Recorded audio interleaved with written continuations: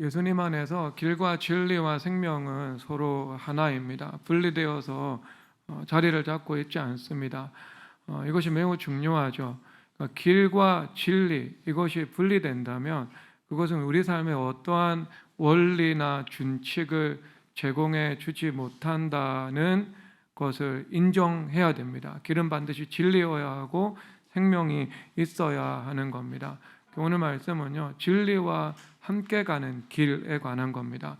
여러분, 길이 진리와 함께 가지 못한다면 우리 삶에 어떤 오류가 나타날 수 있을까요? 물론 이 길이라는 것은 가장 1차적으로 해석할 때 하나님과의 관계 회복에 관한 메시지입니다.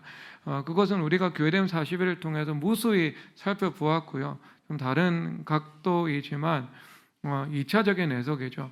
예수님과 동행하는 삶을 살아갈 때 우리 삶 속에 나타날 수밖에 없는 예수 그리스도라는 길에 관한 말씀입니다. 가령 유능하지만 악한 사람들이 있습니다. 그 유능함 때문에 성공할 겁니다. 독수리가 날개쳐 올라가는 것처럼 인생은 이륙할 것입니다. 하지만 이륙하는 힘보다 7배나 더 강한 그 땅의 중력이 작용할 것입니다. 그것은 악함의 힘입니다. 그래서 악함이 그를 성공의 자리에서 추락을 시키게 되겠죠. 그런 사례는 성경에 많이도 등장을 하고 있습니다. 창세기 10장 9절에서 12절 다 함께 읽도록 하겠습니다. 그가 여호와 앞에서 용감한 사냥꾼이 되었으므로 속담에 이르기를 아무는 여호와 앞에 니무롯같이 용감한 사냥꾼이라 하도다. 그의 나라는 신할 땅의 바벨과 아렉과 악각과 갈레에서 시작되었으며 그가 그 땅에서 아수르로 나아가 니느웨와 르호봇과 갈라와 및 니느웨와 갈라 사이 에센을 건설하였으니 이는 큰 성읍이라라. 아멘. 오늘 이 말씀에서 여호와 앞에서 사냥꾼이라고 니무롯에 대해서 표현을 하고 있습니다. 이 앞에서라는 말은요, 그 앞에 있다는 것으로도 번역이 될 수 있지만 against라는 하나님을 대적하는 것으로도 해석이 될 수 있습니다. 그는 하나님을 대적하는 큰 사냥꾼이었다라고 말을 하고 있습니다. 그래서 오늘 이 본문에서 보니까요, 그의 제국이 바벨론에서 시작되어서 바벨론 서쪽에 있는 니느웨까지 확장이 되었죠. 그래서 이 구바벨로니아 제국이라고 하는 우리 인류 문명의 최초의 제국이 건설이 되었습니다. 근데 그가 그 방식에서 공의로운 방법을 동원하기보다는 현명한 통치자의 모습이라기보다는요, 폭력적인 압제자의 면모가 다분했던 것 같습니다. 그러므로 여기서 사냥꾼이라고 표현을 하고 있죠. 그래서 하나님께서 이렇게 말씀하고 계신데요, 창세기 11장 4절 읽도록 하겠습니다. 또 말하되 성읍과 탑을 건설하여 그 탑 꼭대기를 하늘에 닿게 하여 우리 이름을 내고 온 주변에 흩어짐을 면하자 하였더니, 여러분, 문명을 건설하는 것은 악입니까 선입니까? 우리가 합리적이고 체계적인 정부와 통치 시스템을 구성할 수 있죠. 그리고 공의로운 재판이라는 그 법치의 나라를 만들 수 있습니다. 거기서 학문도 발전시켜 나갈 수 있고 인간이 상호 협력해서 뛰어난 과학기술의 진보를 이루고 생산성의 향상을 함께 도모해 나갈 수 있죠. 그것에 대해서 일반 은총의 관점에서 악이 아니고 이것도 하나님 은혜의 빛이다라고 말씀을 하고 있습니다. 그러면 이것 자체는, 문명 건설 자체는요, 불순종이라고 볼 수 없습니다. 하지만 이 시점을 봐야 되는 거죠. 창세기 9장에서 노아의 홍수 이후에요, 하나님께서 땅에서 생육하고 번성하고 온 땅에 편만하라는 말씀을 주시거든요. 그러면 이 시점에 노아의 후손들이 해야 되는 것은요, 유럽으로, 아시아 전역으로 흩어져야 되는 겁니다. 그래서 하나님의 명령에 순종해서 땅을 채워야 하는 의무, 그래서 거기서 그 일반 은혜 안에서 문명을 일구어 나가야 하는 이 사명을 감당해 나가야 했던 겁니다. 그런데 그 하나님의 명령에 불복종하고 또 자신의 이름을 내고자 바벨탑을 쌓으려고 했던 것, 이것에 니무롯의 원죄가 있었던 겁니다. 니무롯의 잘못은요, 문명을 건설한 데 있는 것이 아니고요, 하나님의 뜻에 반하여 명령에 불복종해서 자기중심적인 나라를 세우려고 했던 것에 니무롯의 오류가 있었던 겁니다. 그리고 그 과정 가운데에서 하나님의 뜻에 복종해서 흩어지려고 하는 그 원심력의 힘이 있었을 것이고요. 그리고 니무롯은 하나님의 뜻에 반해서 이 하나님의 나라가 아니라 자기중심적인 바벨탑을 건설하고자 하는, 그러니까 자신의 나라를 만들고자 하는 그 구심력을 가지고 있었던 겁니다. 그러면 이 원심력과 구심력에 힘의 갈등과 상충이 있었을 것이고요. 그때 그가 압제적인 힘을 동원해 가지고요, 매우 폭력적인 수단을 사용해서 바벨탑을 건설하려고 했던 것이었습니다. 그래서 하나님께서는요, 그의 왕국을 단번에 무너뜨리시기로 결정을 하시죠. 창세기 11장 9절에서 보도록 하겠습니다. 그러므로 그 이름을, 창세기 11장 9절입니다. 그러므로 그 이름을 바벨이라 하니 이는 여호와께서 거기서 온 땅의 언어로 혼잡하게 하셨음이니라. 여호와께서 그들을 온 지면에 흩으셨더라. 아멘. 여러분, 국가의 통치자가 국가를 효율적으로 관리하고 통치하기 위해서 반드시 이루어야 하는 것들이 있잖아요. 중국은요, 성벽을 쌓았습니다. 로마는요, 길을 만들었습니다. 길을 만든다는 것은 어떤 일이죠? 국가가 행정적이고 그리고 통치에 관한 그 지시를 온 제국의 모세혈관처럼 신속히 전달해서 제국 전체를 효과적으로 장악하고자 하는 의도가 있는 겁니다. 여기에도 핵심이 의사소통이라는 것이 있죠. 그리고 여러분, 제국의 통치자들은요, 도량형을 통일합니다. 진시황이 도량형 통일했잖아요. 그러면 이것은요, 사람들이 사물의 가치를 측정하고 교환하려고 하는 거죠. 이것도 어떤 문제죠? 소통의 문제잖아요. 그래서 같은 사물을 보고 어떤 사람은 1kg라고 하고 어떤 사람은 1,500g이라고 한다면 교환이 등가에 의한 이 일이 이루어질 수 없게 되는 겁니다. 소통의 문제죠. 그 페르시아 제국은요, 파발마를 만들었습니다. 그래서 그들의 제국을 잘 관리할 수가 있었죠. 그리고 여러분, 행정력을 발휘를 하기 위해서는요, 어때요? 구전과 구전을 통해서 행정의 지침이 전달이 되면은요, 왜곡될 수밖에 없겠죠. 기록 문서가 필요한 겁니다. 이것도요, 소통에 관한 문제라고 볼 수 있는 것입니다. 그리고 자원이든 군대든 아니면 국가의 이 지적 자원이든 그것을 저장하고 보존하고요. 그리고 이것을 전개시켜 나가기 위해서도요, 무엇이 필요한 거예요? 당연히 소통할 수 있는 이 언어라는 통로가 반드시 필요한 겁니다. 그래서 그때 하나님께서 말씀을 하시기를 언어도 하나고 말도 하나다. 그러니까 기록된 언어도 하나고 이것을 바탕으로 서로 이 발화할 수 있는 그런 이 음성도 하나이다라는 것들을 말하고 있는 겁니다. 그러면 여러분이 모든 것에 이 필수적인 조건이 되죠. 그러니까 지휘 체계가 구성되고 그리고 그런 지휘들을 깊은 곳까지, 넓은 곳까지 이것을 전달해 나갈 수 있는 가장 기본적인 수단을요, 무력화시키는 겁니다. 그래서 하나님께서 내려가셔서 언어로 혼잡하게 하셨다라고 말씀하고 있는 겁니다. 그렇다면 기존 그들이 바벨탑 이전에 사용하고 있는 언어는요, 해독이 불가능한 고대 문자화가 되어 버린 거죠. 그리고 각 민족 이 단위별로 하나님께서 다른 언어로 이 생소한 언어의 집단으로 주님께서 분할을 시켜 나갔던 겁니다.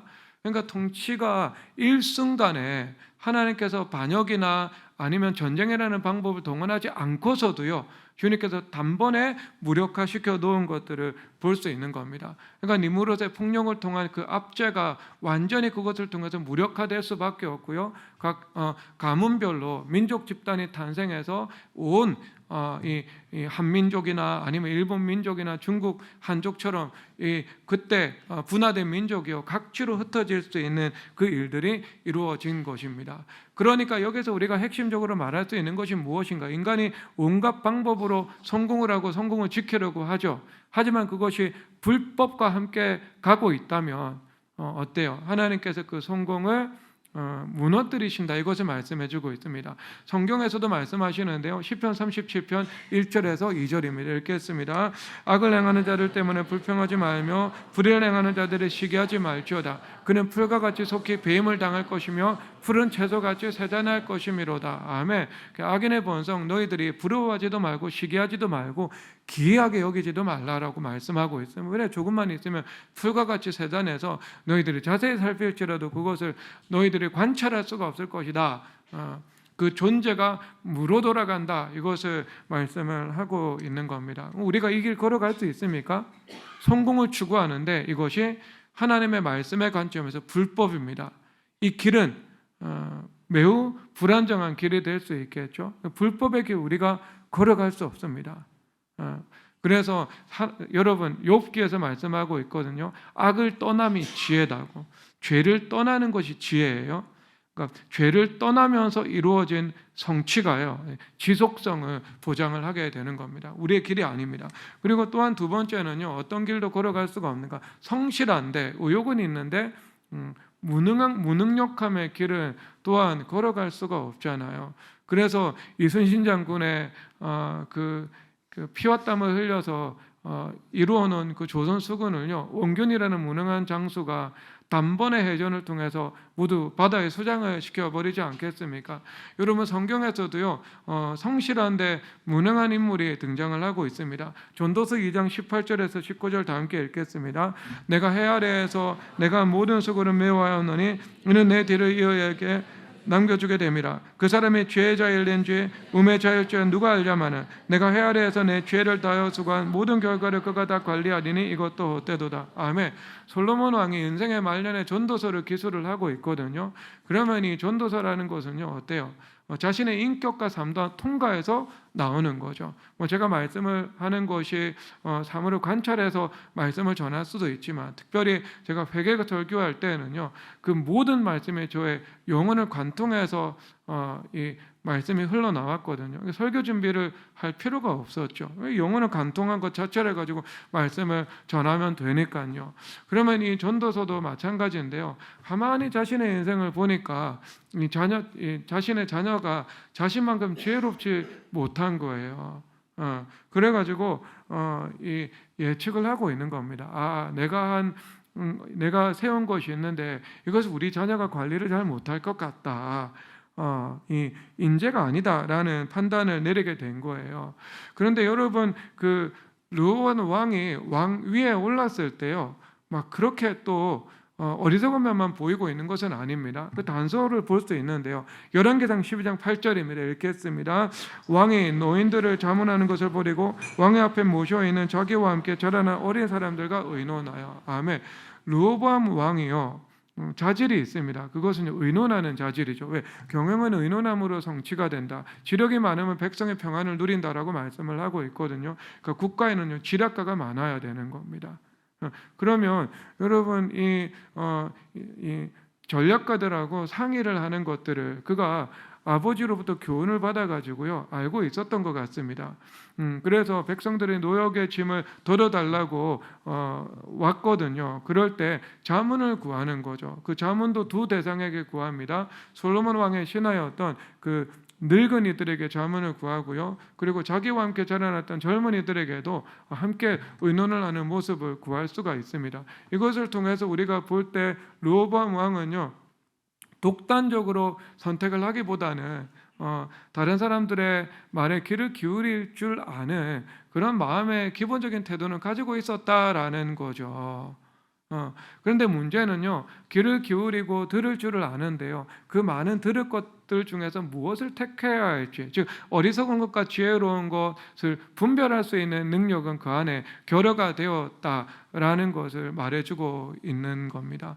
누구 말을 들어야 하겠습니까? 솔로몬은 지혜자잖아요. 하나님의 말씀을 통해서 그의 신하들을 보고 솔로몬 왕 앞에서 그의 지혜를 날마다 듣는다고 복되다고 선포하고 있거든요. 그러면 그 솔로몬의 지혜의 기름 부으심을 흡수한 사람들이 솔로몬 왕의 신하들이지 않겠습니까? 그러면 이 사안을 종합적으로 보고 풀어나갈 수 있는 해안을 가지고 있었던 겁니다. 그럼 그들의 견해를 존중을 해야 되는데요, 자기와 함께 자라난 사람이죠. 그러니까 수준이 비슷한 사람들입니다. 비슷한 사람의 말에 귀를 기울이니까 거기에 어떻게 여러분 우문 현답이 나올 수 있겠습니까? 현문우답밖에 나오지 못하는 거죠. 그래서 결국 그가 그릇된 선택을 내리고요. 아버지가 물려주는 그 왕국 중에 2개 지파만 유지를 하고요. 10개 지파를 수성하지 못하는 그런 결과로 나타나게 된 것이지 않겠습니까? 그런 거죠. 그러니까 아버지가 이병철인데 그것을 받아서 더 번성하게 한 자식들이 있고요. 그것을 받아서 하나도 유지 못한 자식들도 있는 거죠. 그러니까 이것은요, 우리가 뭐 어때요? 성실함만, 의욕만 있어야 의욕만으로 되는 것이 아니고요. 우리 가운데 그런 지혜나 유능함도 필요하다. 그러니까 이 길도 우리가 걸어갈 수 없는 길이다라는 것을 말씀을 하고 있는 겁니다. 그리고 나서요, 여러분 그러면 성실함이나 우수한 자질만 가지고 있다고 되는가? 과연 그럴까요? 여러분 저는 어떤 사람이 말하는 것을 들었는데 자매인데요, 사업을 하다가 실패해서 버스 운전기사를 하고 있더라고요. 근데 이 사람의 눈빛이나 말하는 태도를 볼 때 매우 진취적이고요. 그리고 삶에 굴복되지 않은 불굴의 의지도 가지고 있습니다. 그리고 그런 고백을 하더라고요. 내가 무엇을 잘못했고 어디에서 잘못되었는지 좀 고민을 하고 있다고. 그러면 이분은 맹목적인 사람이 아니고요. 자신을 성찰할 수 있는 좋은 소질들도 가지고 있는 겁니다. 참 저는 이 자매가 참 귀하다. 복음만 들어가면 하나님 앞에 잘 쓰임 받을 수 있겠다라는 생각을 저절로 할 수밖에 없었습니다. 그러면 우리가 여기서 볼 수 있는 바가 무엇입니까? 우수한 자질이 있다면 그 우수한 자질이 우리 삶에 무수한 사지선다가 있는데요. 그 중에서 올바른 길들을 선택할 수 있는 정답을 제공해 주던가요? 아니거든요. 수능에만 킬러 문항이 있는 게 아니거든요. 우리 인생에도 킬러 문항이 많이 있습니다. 여러분 원수마귀의 특기가 무엇이에요? 수능의 킬러 문항 제가 그 문제 보았거든요. 그러니까 워드 플레이 하고 있더라고요. 그 사물의 본질을 꿰뚫어야 풀 수 있는 문제가 아니고요. 그 언어의 유희와 그 조작 이것들을 분별할 수 있는 눈이 있어야 그것을 풀 수 있겠더라고요. 언어 영역과 사회 영역에 한해서는요. 그러면 여러분이 원수마귀도요 킬러 문항을 가지고 올 때 워드 플레이를 하거든요. 여러분이 사지선다 가운데 정답만 있는 것이 아니고 정답과 같은 것들도 있는 거죠. 얼마나 이것을 분별하기가 쉽지 않겠습니까? 여러분 솔로몬도 이 비밀을 알고 있었어요. 그래서 전도서 11장 6절에서 말씀하십니다. 읽겠습니다. 너희는 아침에 씨를 뿌리고 저녁에도 손을 놓지 말라. 이것이 잘 될는지 저것이 잘 될는지 혹 둘이 다 잘 될는지 알지 못함이니라. 아멘.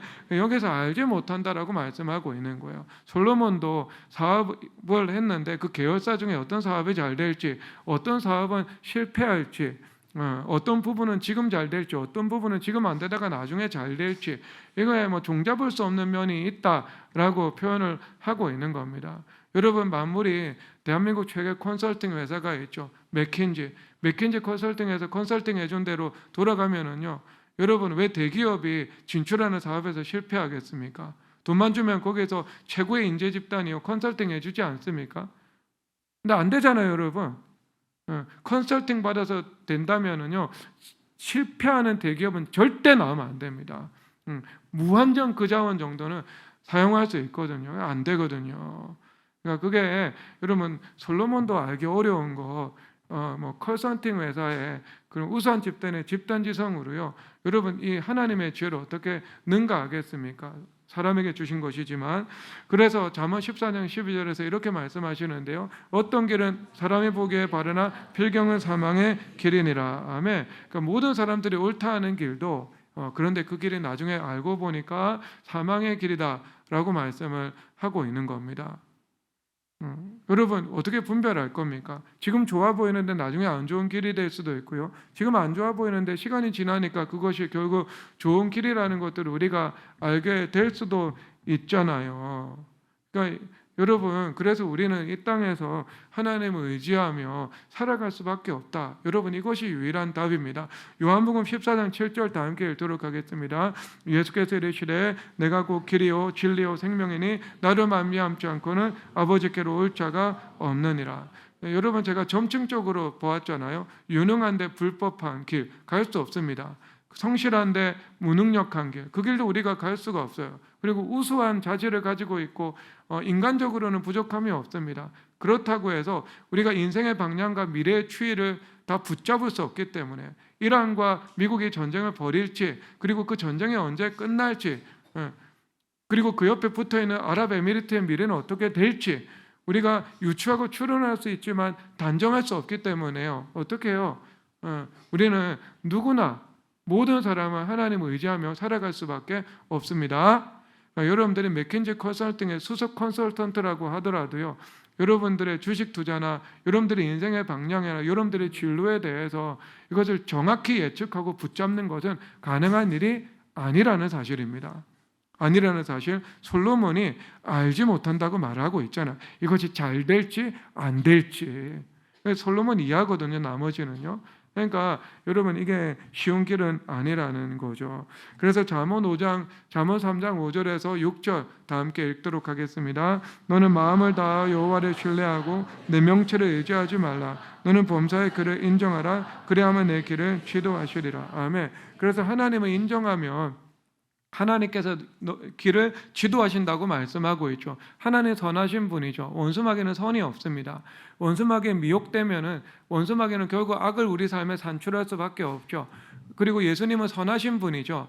선하신 분이기 때문에 예수님을 의지하고 맡기면은요, 예수님은 결코 우리 가운데 악한 것을 주시지 않습니다.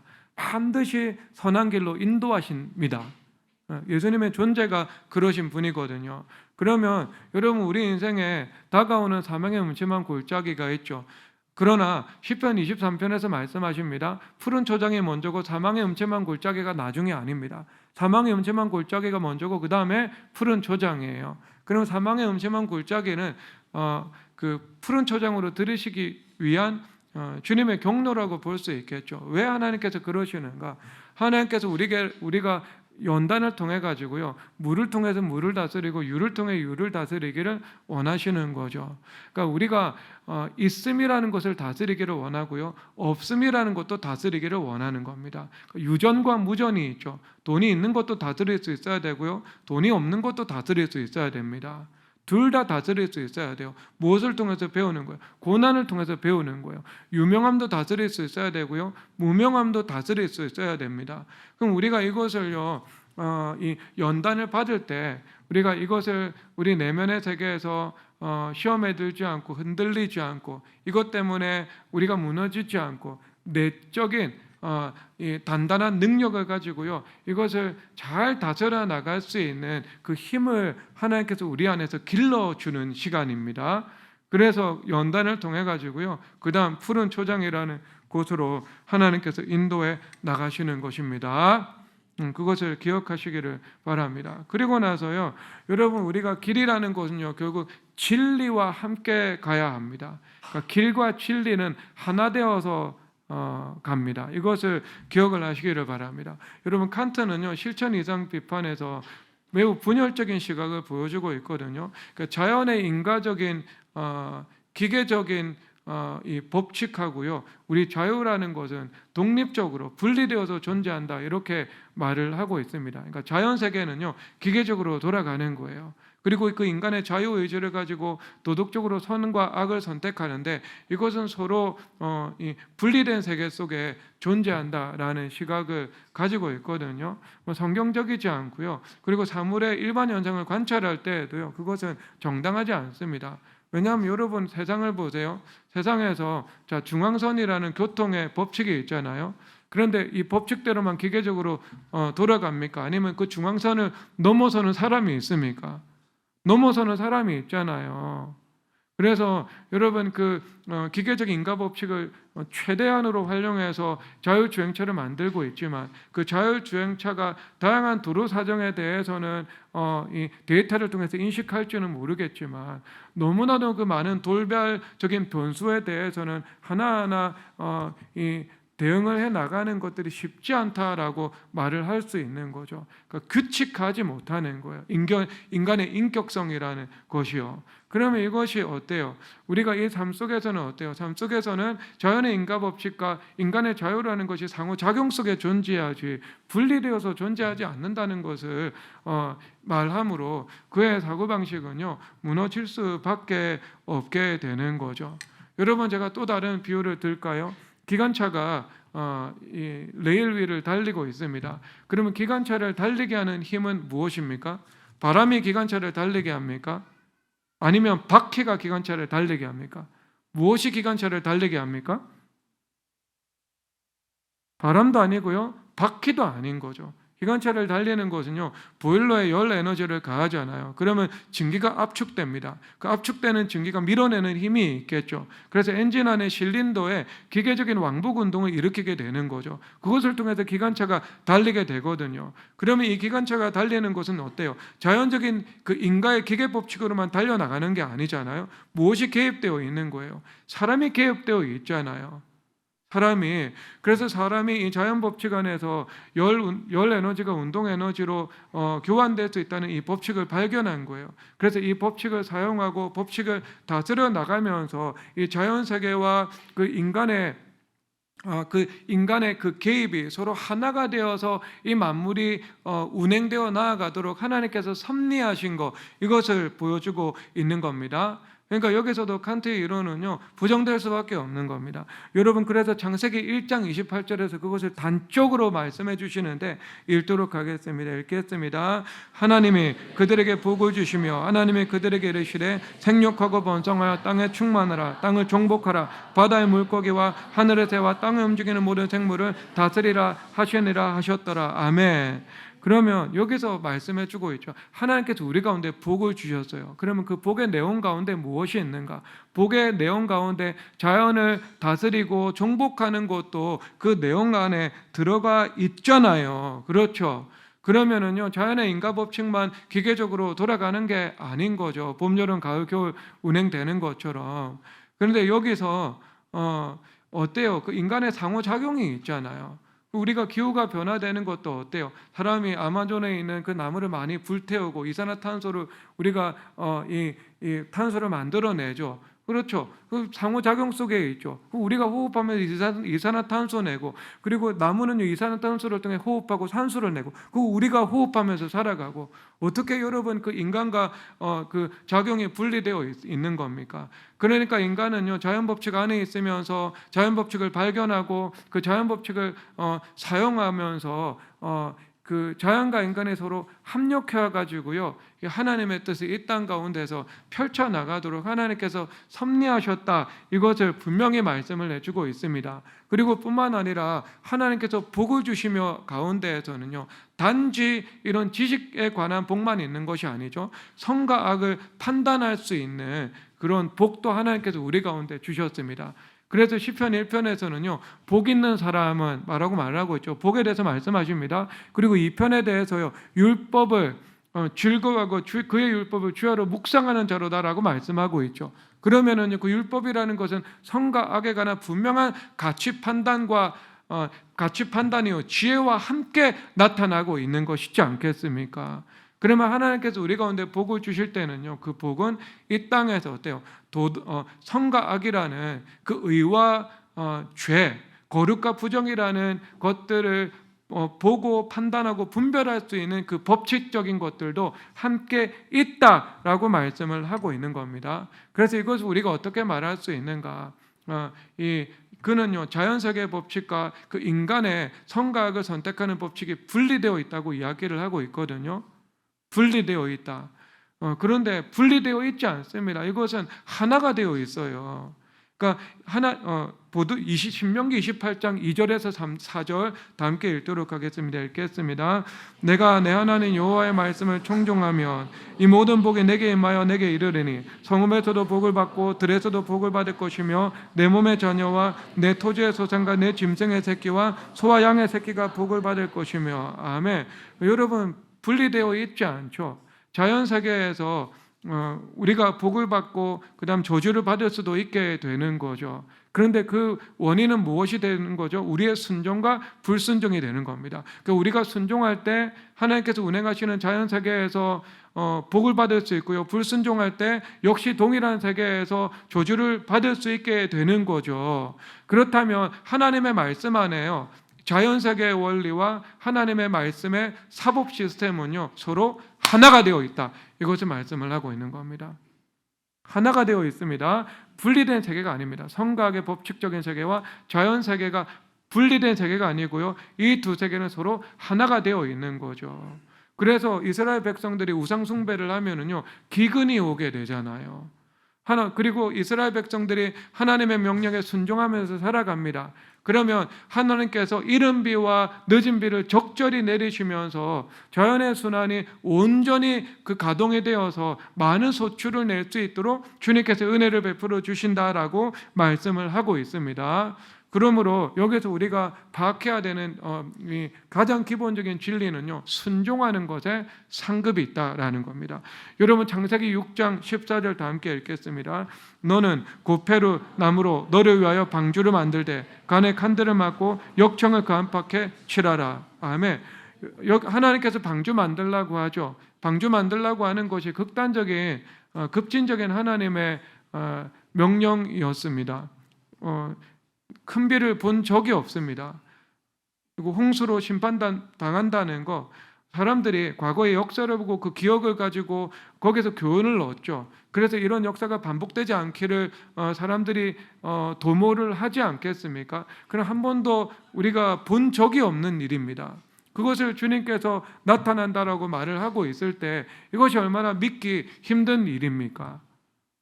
그리고 그 과정 가운데 사람들의 냉대와 조소, 비판, 이것을 다 감당해야 되거든요. 매우 좁은 길이었던 것입니다.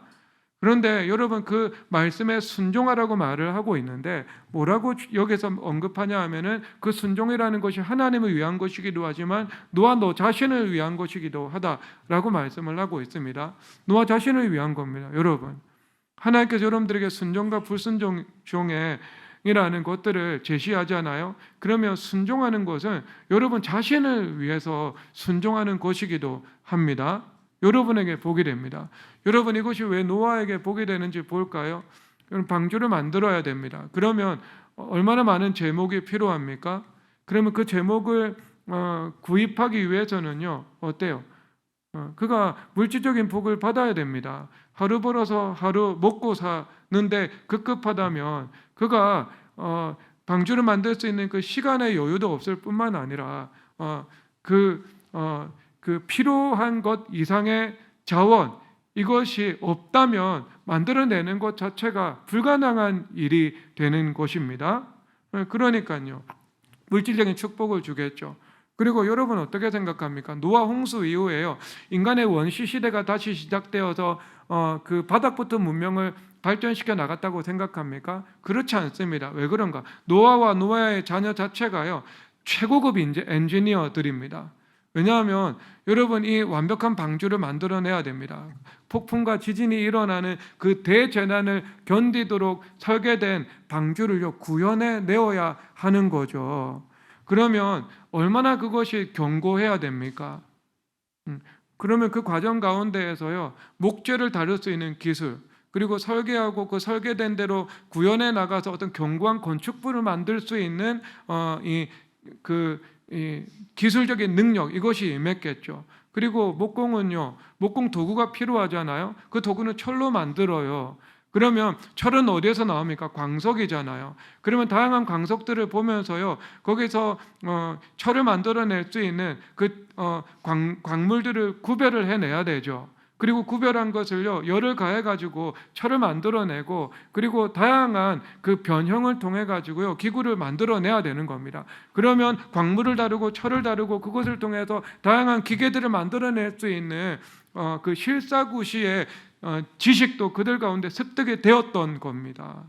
그러면 여러분 어때요? 그런 최고 레벨의 엔지니어링, 이 실력을 가지고 있습니다. 그럼 그것을 이 120년 방주 만드는 동안 그냥 단지 방주만 만들었겠습니까? 그것을 통해서 그 사회 내에서 생산물을 만들어내면서 부가가치를 실현했겠습니까? 부가가치 당연히 실현했겠죠. 노아가 지혜가 있는 사람인데요. 그렇잖아요. 그것을 재투자해가지고요 또 다른 수익을 만들어내는 그런 이 계열로 삼아 나갔을 것입니다. 그러니까 여러분, 이것이 순종을 통해서 하나님께서 구원의 은총만 베푸신 것이 아니고요 그의 삶에 실질적인 은혜까지 베풀어 주신 것을 말씀을 하고 있는 겁니다. 그러니까 여러분, 하나님께서 여러분들이 이 땅의 삶을 살아가야 되거든요. 그래서 시편 37편에서 이렇게 말씀을 하고 있거든요. 너희들은 땅에 구하라, 그의 성실을 먹을 것으로 삼을지어다, 이렇게 말씀을 하고 있습니다. 그럼 두 가지 말씀, 명령형이에요. 땅에 구하라는 명령이 있고요 그의 성실을 식물로 삼을지어다라고 하시는 명령도 있는 겁니다. 그러면 여러분들이 땅의 삶을 살아가야 되잖아요. 그러면 현재 우리가 살아가는 땅은 어떤 땅이죠? 기하급수적인 변화가 나타나는 4차 산업혁명이라는 땅의 삶을 살아가고 있잖아요. 그러면 그 삶을 통해서 하나님 방주를 만들라고 하시죠. 방주를 만들라고 하시는 것은 곧 방주는 교회거든요. 곧 교회거든요. 그러면 여러분들이 교회됨을 이루면서, 그리고 그 교회라는 것은 열방을 구원하는 통로이니까 내가 교회됨을 이루고 누군가를 구원하는 통로가 되는 삶을 너희들이 삶을 살아가야 한다라고 말씀을 하고 계시죠. 이것이 하나님의 나라와 의를 구하는 하나님의 계명입니다. 그러면 이 계명에 순종하는 삶을 살아가게 되죠. 그러면 어떤 은혜를 베풀어 주실까요? 구원의 은혜만 베풀어 주실 뿐 아니라 노아가 노아의 방주를 만드는 과정 가운데에서 필요한 물질도 공급하시고 지식과 기술을 공급하신 것처럼 여러분들에게도 동일한 은혜를 허락해 주신다, 이것을 말씀을 하고 있는 겁니다.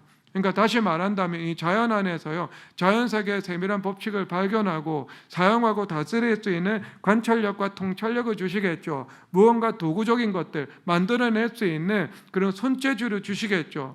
그렇죠. 이 시대의 손재주라는 것들은요 너무나도 다양한 도구가 있거든요. 그런 망치, 그리고 망치와 도끼 같은 것만이 도구가 아니잖아요. 지금은 컴퓨터도 도구고 반도체도 도구고 모든 것이 다 도구가 되는 세상이지 않겠습니까? 옷도 도구가 될 수 있는 거겠죠. 옷을 만드는 것도 도구가 되고요. 그러면 그 도구를 활용할 수 있는 지혜와 지식도 허락하시고요. 그리고 그것을 점점 발전시켜 나갈 수 있는 그런 창조적인 지혜도 우리 가운데 주신다, 이것을 주님께서 말씀을 하고 있는 겁니다. 무엇을 통해서 허락해 주신 거예요? 순종을 통해서 주님께서 허락해 주셨다, 이것을 말씀을 하고 있는 겁니다. 그러니까 여러분, 우리가 두 가지 길이 있는 거예요. 예수님께서 우리 안에 들어오셔서 길이 되어 주시잖아요. 그러면 내가 잘 알지 못하고 보지 못합니다. 그러면 그 길이라는 것이 나타나는 거죠. 그래서 그 나타난 길을 따라가다 보면 하나님의 선하심을 발견하고 내가 쓰임받고 있다는 것을 알게 되는 거잖아요. 여러분, 이 시대의 변호사나 회계사의 미래가 어떻게 될지 변호사나 회계사 자신도 그것을 다 예단하지 못하고 있거든요. 20년 후 30년 후 세계는 어떻게 변화되어 있을지 모르거든요. 몰라요. 내가 이것을 전공 잘 선택한 건지 선택하지 않은 건지 모른다고. 직장에 들어갔는데 내가 이 직장이나 내가 여기서 부여받은 그 태스크가 장기적으로 나에게 유익이 될지 안 될지도 잘 모른다고요. 그런데 내가 그냥 잘 몰라도 범사의 주님을 인정하면서 그 선하심을 의지한다면 하나님의 선하심이 내가 가는 길 가운데 나타난다, 이것을 말씀을 하고 있는 겁니다. 그리고 때에 따라서 어때요? 하나님께서 우리 가운데 노아에게 지혜를 주셔야 방주를 예비하잖아요. 그러니까 하나님께서 우리에게 노아의 순종 위에 노아의 지혜를 주님께서 허락하신다면 어때요? 우리가 이 복잡한 세상 속에서 어때요? 이게 분리시킬 수 있는 능력을 하나님께서 주시겠죠. 그래서 세밀한 것들을 볼 수 있는 은혜를 주실 거예요. 그래서 이 자연 법칙 안에서 이 작고 세밀한 법칙과 패턴과 방향을 볼 수 있는 하나님의 지혜를 주셔가지고요, 모든 것이 다 구성된 것 같지만 그 구성된 세계 안에서 공간을 발견하고 틈새를 발견해가지고요, 내가 살아가고 내가 무언가 주님 앞에 쓰임받을 수 있는 그 영역을 만들어낼 수 있다, 이것을 말씀을 하고 있는 겁니다. 열왕기상 4장 30절에서 이렇게 말씀하시는 읽겠습니다. 솔로몬의 지혜가 동쪽 모든 사람의 지혜와 애굽의 모든 지혜보다 뛰어난지라. 아멘. 그러니까 솔로몬의 지혜라는 그 원형이 등장하고 있거든요. 모든 지혜보다 더 뛰어날 수 있는 그 하나님의 지혜. 그래서 이 두 가지 길로 인도하는 거죠. 그래서 이 길이라는 것은 길과 진리가 하나 되어서 나타나는 거죠. 그 길과 진리가 하나 되어서 우리 삶 속에 나타나는 겁니다. 사실이 아닌 길을 우리는 절대로 걸어가면 안 되거든요. 그럼 거기는 무익할 따름이잖아요. 사실인 길을 걸어가야 되거든요. 그러니까 길이 없고 사실이고 그 길을 걸어가야 됩니다. 그래서 잠언 3장 5절 다 함께 한 번 더 읽도록 하겠습니다. 너는 마음을 다하여 여호와를 신뢰하고 내 명철을 의지하지 말라라고 말씀을 하고 있습니다. 그래서 예수님은요 하나님의 로고스잖아요. 로고스는 곧 말씀이죠. 그 말씀은 지혜잖아요. 그러면 그 진리라는 것이 우리 삶 속에 나타난다는 것은 어때요? 바로 그 하나님의 지혜라는 길이 나타나는 거예요. 이 복잡하고 전문가들도 예측하기 어려운 이 변하는 이 시대 속에서요 하나님의 지혜가 나타나서 그 지혜를 알고 걸어갈 수도 있고, 분별하지 못하고서도 하나님을 의지한다면 그 길로 인도해 나가신다, 이것을 말씀을 하고 있는 겁니다. 그러면 여기서 신뢰하다는 그 히브리어 단어는요 그 단어 안에 전치사 인이 포함되어 있습니다. 안에서라는 말이죠.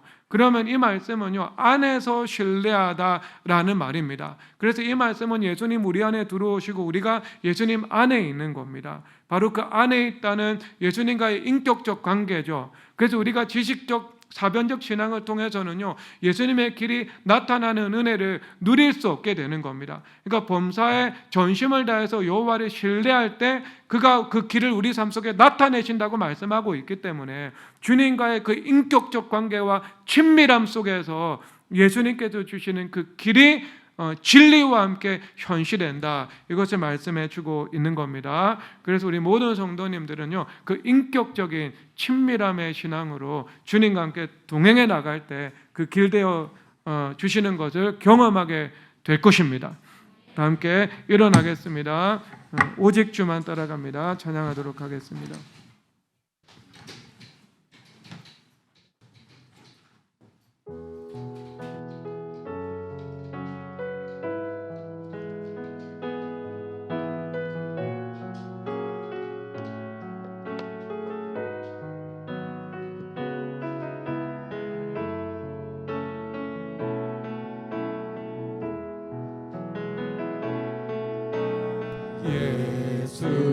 예수는 내 힘이요 나의 기쁨 내 참 소망 그 이름의 생명이 내 삶의 이유라.